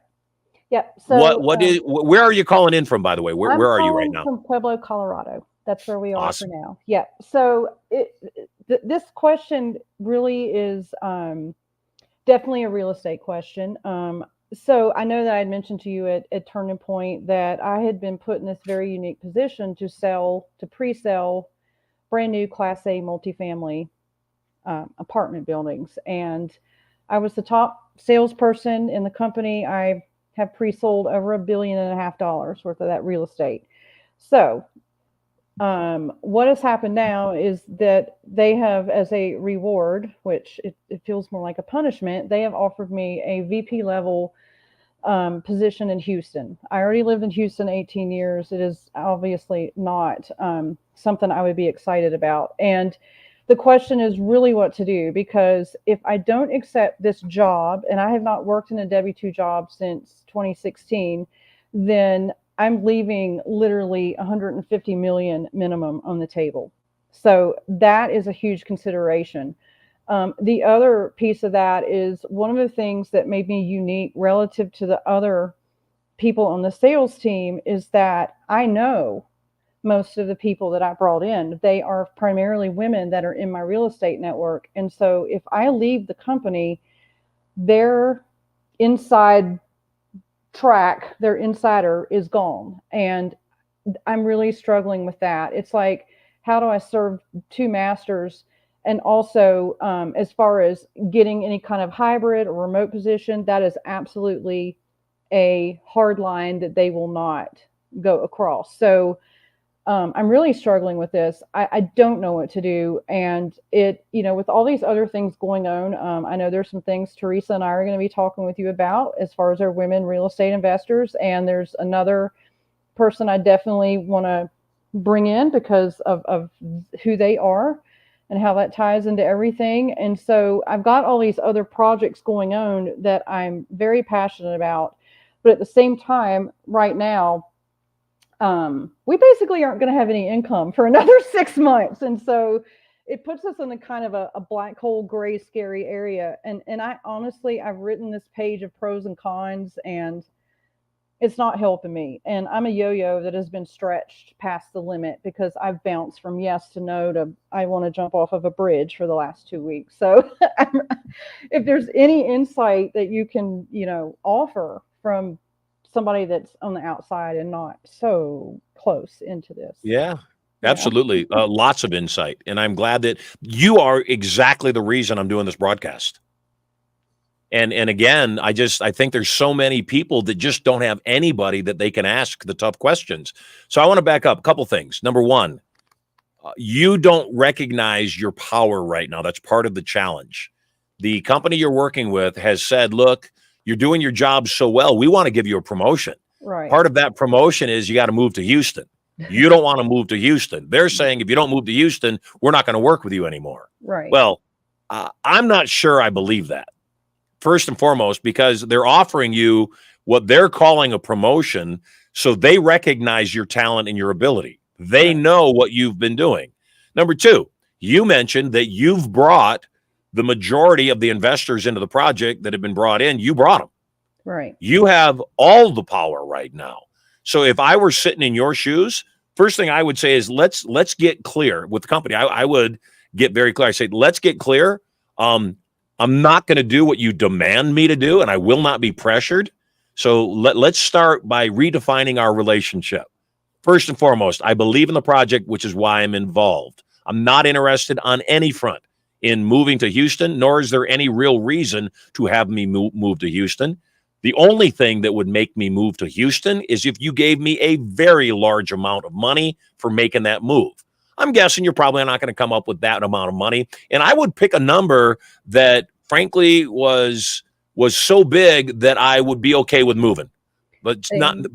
Right. They kind of did that. The base salary itself is nothing. That would never make me move. And in fact, I'm not even considering that in the decision. One of the things that I do get is I am an investor in this 4 times. And as an investor, I will have the opportunity to own 75 of these buildings over the next 5 years. Coming in as an employee at the VP level, I get another 325 buildings over the next 5 years. And once they're built and the cash flow is coming in, just that piece of it, we're looking at, close to $1 million a month. And then also the equity in it, which is, several hundred million. So that does come into it a little bit too. And it's like, it's regardless of the decision that I make, it is life altering. And yeah, so that's the other ugly little piece of it. They did dangle this carrot that's pretty astounding on top of that 150 that if I don't stay, I'll be leaving behind. I'll get the initial commission, but I won't get all at once. And that'll be about 10 million, but that comes as buildings are built. So it's not like they're going to write me a $10 million check tomorrow or even in 6 months. So it's a huge thing here. So let me just reiterate and echo back what I heard. What I heard was they are giving you options. They're giving you something in the future if this goes this particular way. Yes. In the event it doesn't go that particular way, you get nothing. Right. And so that's putting an awful lot of eggs into somebody else's basket. And that's a really safe way for the company to use you and your services and your skills with potentially zero risk on their part. Right. I'll give you an example. I had somebody come to me that said, hey, Marshall, I want you to invest in my show. It's a sure moneymaker. I can get it produced here in Vegas, guaranteed going to be a moneymaker. So I'd like you to put money into the show. I didn't have the bandwidth when they were asking me for the investment. And I said, you know what? I don't really have the bandwidth to be an investor, but I'll tell you what, we've got a good relationship. I'll loan you the money. You just pay me back. So if it ends up doing really, really well, you keep all that. Just pay me back my loan with interest. You know what he said to me? Well, I can't do that. What if it doesn't work out? And then I still owe you the money. Yeah. I said, I'm sorry. You just told me it was a sure thing. So if it's not a sure thing for you, it's not a sure thing for me. So based on that, I'm not interested. And so it's the same thing with the company. Yeah, they're offering you a large carrot, $10 million down the road. Right. My response would be, I accept that. And for me to make the move now, I need cash in pocket today, because we both know that with all intents and purposes being good, all of this could still fall apart and there could be nothing. Right. So two things. If I can do what I'm doing, not in Houston, that's an option. If you absolutely require me to go to Houston, then that's going to cost you $250,000 signing bonus up front. If you want to do that, let's do it. If you don't want to do that, there's my answer. And I would stand by my guns. Again, Wendy, I don't believe you know who you are. I have a deal that I've been working on, a real estate transaction I've been working on for a while. And they told me months ago that somebody else had stepped in and taken the deal. And I said, okay. They said the other deal has these contingencies and they've got to do these things and all this has to happen before they can do their deal. And I said, okay, when their contingencies don't come through, call me. Well, they called me 6 months later. And they said, yeah, we're still working on this. We still think that deal is going to come through. I said, no, you don't, or you wouldn't have called me. And they said, no, we do. We think it's going to come through. I said, great. When it doesn't, call me then. I know you're calling me premature now just to be sure you have another out, but call me then. And I got to tell you, when you call me back, the offer won't be as good. I'll want more. There's a movie you should watch right now. It's called, hold on a second, Draft Day. Okay. Kevin Costner. You should watch it. And it's a fun movie. And I hadn't seen it. I think it was made in like 2014. I watched it the other night. I love Kevin Costner. I think he's awesome. Me too. And the movie is all about draft day for football and all the wheeling and dealing and deal making that goes on. The whole movie is about deal making. And it really drives home the idea that you have got to reverse the negotiation as quickly as possible. And the only way you can reverse a negotiation is have the ability to walk away. And if you're this troubled with this decision, then the absolute answer is no, don't do it. If you're this troubled now, you will be more troubled when you move to Houston, guaranteed. Not going to get any better. And if the people that you're working with are making you this kind of an ultimatum and an offer, I believe they're desperate. I believe that in this day and age, there's little reason somebody has to live in a particular place. Right. There's very little reason. If you're seeing clients on a regular basis, I get it. If the clients are located in a particular geo and you need to be there to walk them through a property or show them the models, or I get all that. Except you've already demonstrated an ability to market something without being in their geo, so you don't need that. And, what I also heard in there, and correct me if I'm wrong, I also heard that you're concerned if you say no, they're going to get mean and nasty and cut you off. And that the other people, the fact that you're not in your head at all is an immediate sign to me that says, run, Forrest. I just ended a relationship with a marketing agency. And the agency had given a guarantee on their results. And when they didn't produce the result, I said, look, you guaranteed results. That was the backbone of your offer. I took you up on it and you guaranteed it. You haven't produced. I'd like the money back. And they said, no, we you're saying we didn't do a good job. I said, it's not about doing a good job. You promised a result. A good job is subjective. That's an opinion. I'm not talking about opinion. I'm talking about math. I put X dollars in, you promised X dollars out. It didn't happen. I'd like my money back. His response immediately, well, I have dirt on you.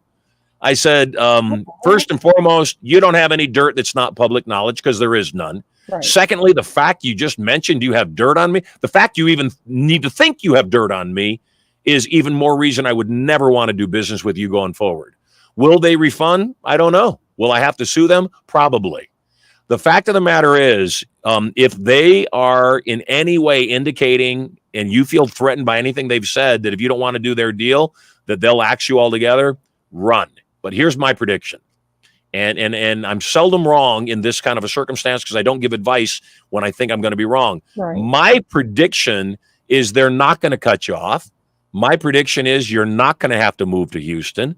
My belief is you have more power than you realize.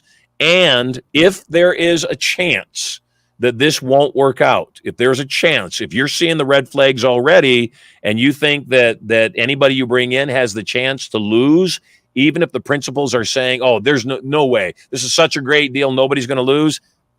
I had a deal with some people that I trust impeccably. They brought me into something. I trust them completely. except I didn't trust the nature of the deal they were in. So whereas with them, I might have committed to 6 figures, I didn't. I committed to 5 figures because I didn't trust the deal. I trusted them, but I didn't trust the deal. So I entered in at a fraction of what I was going to. And right after I entered, things went awry. And I will probably not get my 5 figures back out, but I knew that. I'm an investor. I'm an adult. I know that's what happens. And anybody that thinks every investment is guaranteed and foolproof, they're fools. They're idiots. They're brand new. Yep. And you got, I teach my children. I teach my son who plays Little League Baseball. You have to get used to losing because that is a part of the game. And investing, anybody that tells you they've never lost money investing, they're either a liar or they don't invest very much. Yep. Any investor. I don't care if your name is Elon Musk. I don't care how successful you are, you lose money on. I don't care if you're rich, Richard Branson, you lose money from time to time. And so that's my advice to you. First and foremost, your inner circle. So yeah, now you have access to me. I prefer people ask the question on the air only because there's a lot of other people that are in similar circumstances. Right. They're being leveraged, they're being forced, they're being pressured to do something. And the moment I start feeling pressure is when my red flags go up. You can entice me, you can inspire me, you can excite me. Don't pressure me. Because if you pressure me, I've got to believe there's a reason you're pressuring me. And my response is, okay. Like I said, the other deal, they offered me a counter on the offer that I had given them.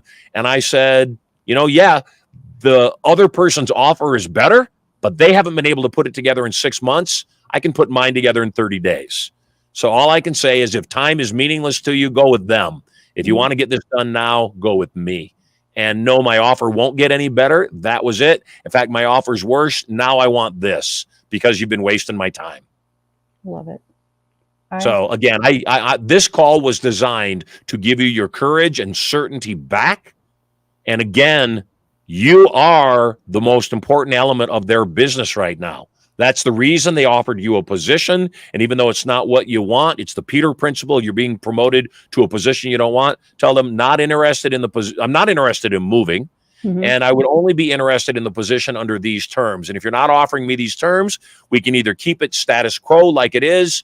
You've threatened and said, no, we're going to change. We're not going to let you do that anymore. Well, if that's your choice, that's your choice. But I would also, if it were me, I would also find a way to put the people that I had brought in on alert. Yeah. As hard as that conversation would be, I would put them on alert. The opportunity I had that I was involved with was a crypto opportunity. And I told I have a inner circle person who's extremely successful in crypto. I love this guy. And I brought him to meet the principals, but I didn't invite him into the opportunity because I was just concerned. Right. And because he's my inner circle, he's under my protection, just like you are. Yes. Yep. Was that helpful? Oh my God, it was very helpful. I Did I give you your courage back? Yeah. Good. I gotta own it now. Woo. Yeah, you do. You do. And you gotta be it. Yeah. And again, just I know you. We had dinner, we all had dinner together, and I saw you and Christopher. You guys, in due respect, were some of the people I was most excited about from our last turning point about having in our inner circle family because you guys are motivated. Absolutely. But again, even successful people seek counsel. Yes. Wise people seek counsel. Yes, absolutely. Yep. Go ahead. And yeah, I was not going to make a decision. It was you that I wanted to speak with, and Teresa is one of those, and then another Teresa. So yes. Yeah, the three that I value your input very much. So yeah, the Teresa that introduced us is a rock star. She's amazing. Awesome. I love her. And I'm excited to have that conversation of how we can assist all the ladies inside of that investment group get the very thing that you're getting right now, and that is very sound, unbiased. I have no dog in the game, so I just want you to win. And because I have no dog in the game, I'm going to give you advice that's unadulterated. Yes, and I so appreciate that. So thank you so much. Yay. Yeah, speaking of dogs, they said, hey, we're dogs in the game. They heard me mention their name. They did. They're like, oh my God. Yeah, we're dogs. Hey, you are totally loved. I'm excited to have you as a part of our Inner Circle family. Keep listening. You might have just won 10 ounces of pure silver. Oh, yay. Oh my God. Not yet. You might have won, so keep listening. We're going to take a vote, and And I have a Awesome. strong idea you might be the one. So keep listening. You're Yay. loved, and I'll talk to you soon. Thank you so much, Marshall. You got it. Yeah, great place again. 5 days a week, I'm here. When I don't have events going on, I am here.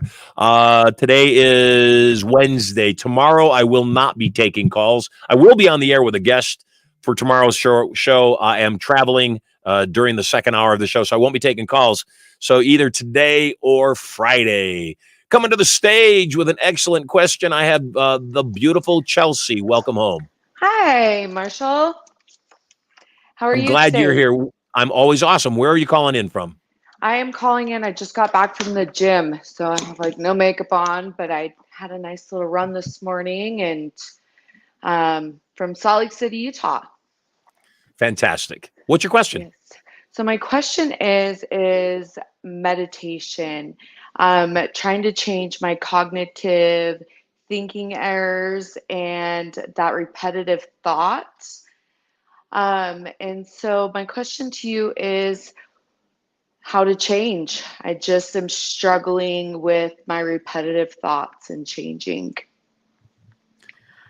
What we focus on expands.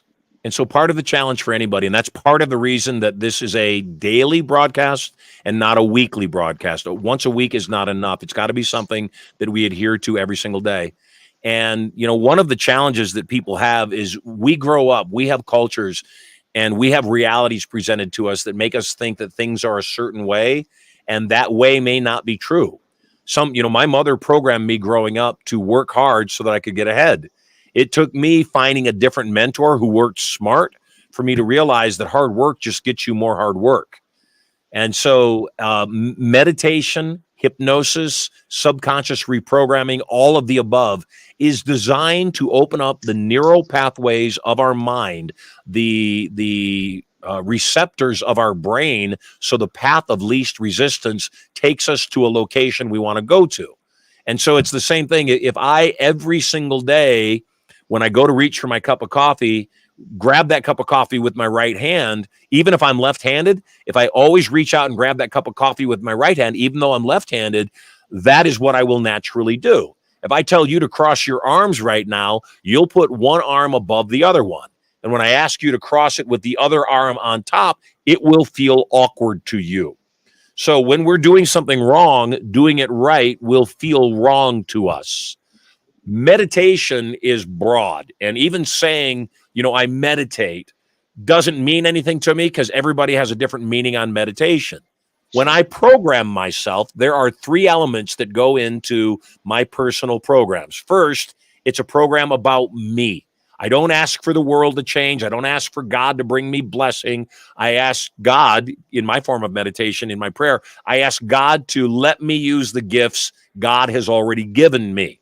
Because that's the fact, Chelsea, you have everything you need to accomplish anything you want to accomplish right now. The second thing is when you meditate, when you program, when you pray, it needs to be positive. What do I mean by that? Ask for what you want, not what you don't want. If I want to lose weight, I don't pray, God, help me not be fat. I don't program, I don't want to be fat. I don't want to be fat. Because that program in and of itself focuses on being fat, not being healthy, not being fit, not being at my ideal size and weight. And then the third thing you got to ask for is present tense. You got to meditate, you got to pray, you got to program for a change now because the future never comes. So if I'm praying for a result, if I'm meditating for a result, I've got to see myself in that result right now because seeing it in the future will always keep it in the future. So as I meditate, we talked to Ali and he was talking about the first thing he does after his gulp of water in the morning is he visualizes how he wants the day to go. I do a 3-step process before I get on stage every time. I pray, just like I said, I pray a prayer of gratitude.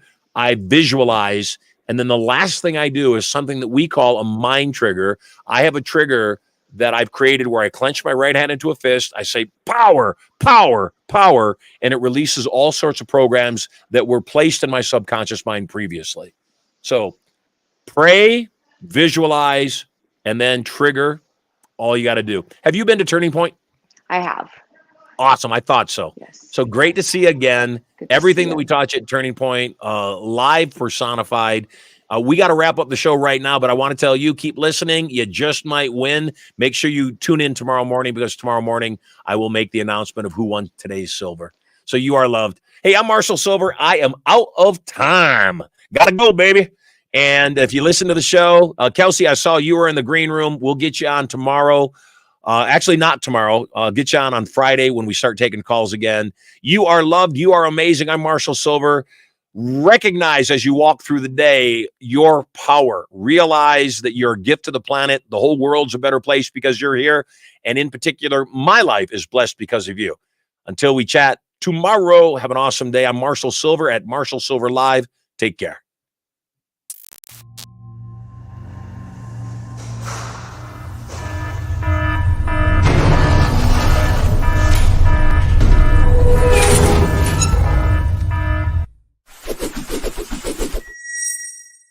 Hey there, moguls. It's me, Marshall Silver, your personal millionaire maker. Getting very excited about my brand new show coming up 2 hours a day, 5 days a week. I'm going to broadcast live to you. I'm going to give you content, information, emotional, mental, physical, and even spiritual power.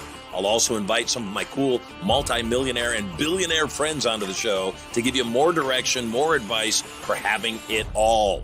All the knowledge to get everything you want and so much more. All you got to do is log in to the show to get information coming to you live from the bunker right here at Studio Money. So stay tuned.